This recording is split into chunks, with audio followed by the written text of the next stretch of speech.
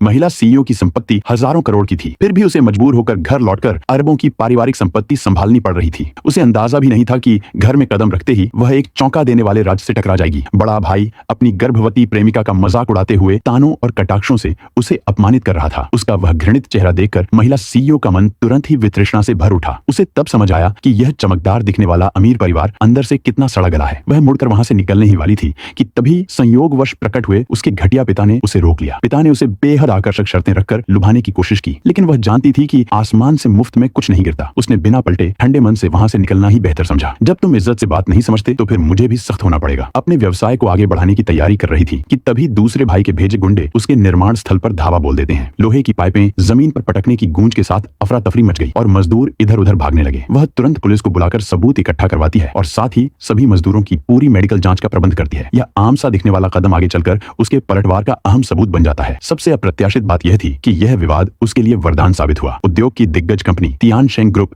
ने खुद उससे सहयोग की इच्छा जताई। एक के बाद एक परियोजनाएं उसके पास आने लगी। जो लोग पहले उसे नजरअंदाज करते थे अब वही उससे साझेदारी के लिए लाइन में खड़े थे। जब उसका करियर तेजी से ऊंचाइयों पर पहुंच रहा था, सू परिवार अब भी उसे यूं ही नहीं छोड़ना चाहता था। उन्होंने बड़े भाई को उसके नए साझेदारों को धमकाने भेज दिया। तुम्हारा हमारे सू परिवार से सहयोग होना तुम्हारे लिए सौभाग्य है। तुम कोई खास नहीं हो, बस एक आम इंसान। मैं तुम्हें 3 दिन देता हूँ, अच्छी तरह सोच लो, वरना सू परिवार से उलझने का अंजाम दिखा दूंगा। बड़े भाई की यह घमंडी हरकत देखकर महिला सीईओ समझ गई इस सहयोग पर अब तो और भी मुहर लग गई है।